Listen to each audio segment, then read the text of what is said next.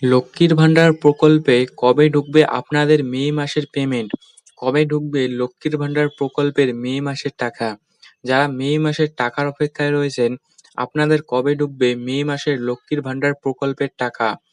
এইবার কিছু কিছু ব্যাংক অ্যাকাউন্টে ঢুকবে মে মাসের ডাবল টাকা। তো কারা পাবেন এই ডাবল টাকা এবং কত তারিখ থেকে আপনাদের ব্যাংক অ্যাকাউন্টে আসতে শুরু হয়ে যাবে মে মাসের লক্ষ্মীর ভান্ডার প্রকল্পের টাকা?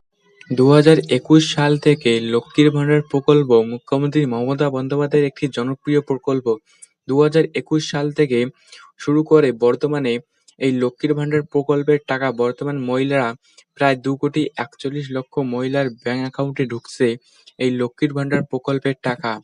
বর্তমানে যারা সাধারণ শ্রেণীর মহিলারা তারা পাচ্ছেন ১৫০০ টাকা করে এবং যারা এসসি, এসটি, তপশিলি জাতি উপজাতির মহিলারা তারা পাচ্ছেন ১৭০০ টাকা করে এই লক্ষ্মীর ভান্ডার প্রকল্পের। এই লক্ষ্মীর ভান্ডার প্রকল্পের এপ্রিল মাসের টাকা দেওয়া প্রায় শেষ। আপনাদের কবে ঢুকবে মে মাসে এই লক্ষ্মীর ভান্ডার প্রকল্পের টাকা?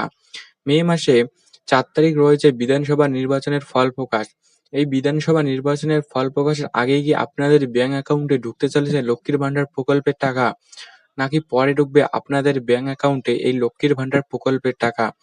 ৪ তারিখ রয়েছে বিধানসভা নির্বাচনের ফল প্রকাশ এবং সাধারণত লক্ষ্মীর ভান্ডার প্রকল্পের টাকা উপভোক্তাদের ব্যাংক অ্যাকাউন্টে ৪ তারিখ বা ৫ তারিখ থেকে শুরু হয় ধাপে ধাপে ব্যাংক অ্যাকাউন্টে আসা এই লক্ষ্মীর ভান্ডার প্রকল্পের টাকা।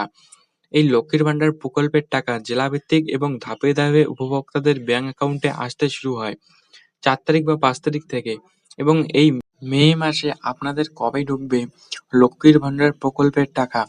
মে মাসের টাকার অপেক্ষায় বর্তমানে অনেকেই রয়েছেন। আপনারা কবে পাবেন এই লক্ষ্মীর ভান্ডার প্রকল্পের টাকা? সাধারণত ৪ থেকে ৫ তারিখ থেকে এই লক্ষ্মীর ভান্ডার প্রকল্পের টাকা ঢুকতে শুরু হয়ে যায়। এই মে মাসে রয়েছে ৪ তারিখ ফল প্রকাশ। ফল প্রকাশের পর কি আপনাদের ব্যাংক অ্যাকাউন্টে টাকা আসতে শুরু হয়ে যাবে? দেখুন, এর উত্তর পাওয়া যাবে ফল প্রকাশের পর। যদি মমতা বন্দ্যোপাধ্যায় চতুর্থ বারের জন্য মুখ্যমন্ত্রী পদে নিয়োগ হন, তাহলে লক্ষ্মীর ভান্ডার প্রকল্পের টাকা ৪ তারিখ বা ৫ তারিখ থেকে উপভোক্তাদের ব্যাংক অ্যাকাউন্টে আবার নতুন করে আসতে শুরু হয়ে যাবে।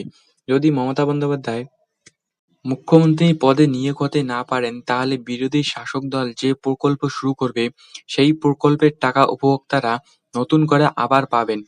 তাহলে আপনাদের ফল প্রকাশের পরেই জানা যাবে যে লক্ষ্মীর ভান্ডার প্রকল্পের টাকা কবে ঢুকবে। তো আপনারা চিন্তিত হবেন না।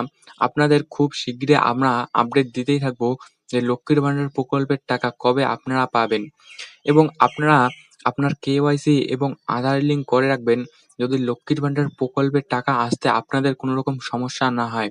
অনেকেরই দেখা যায় আধার লিঙ্ক বা কেওয়াইসি না থাকায় আপনাদের ব্যাংক অ্যাকাউন্টে লক্ষ্মীর ভান্ডার প্রকল্পের টাকা পাঠাতে কিছু কিছু সমস্যা হয় বা টাকা আটকে যায়। এবারে কিছু কিছু উপভোক্তার ব্যাংক অ্যাকাউন্টে এই মে মাসে ঢুকতে চলেছে ডাবল টাকা। কারা পাবেন এই ডাবল টাকা? দেখুন, যারা এপ্রিল মাসে লক্ষ্মীর ভান্ডার প্রকল্পের টাকা পাননি বা আপনাদের টাকা আটকে গিয়েছিল বা কোনো সমস্যার জন্য আপনাদের ব্যাংক অ্যাকাউন্টে আসতে পারেনি, তারাই পাবেন এই মে মাসে লক্ষ্মীর ভান্ডার প্রকল্পের ডাবল টাকা। টাকা সবাই পাবেন, আপনার চিন্তিত হবেন না, টাকা সবারই ব্যাংক অ্যাকাউন্টে ঢুকবে।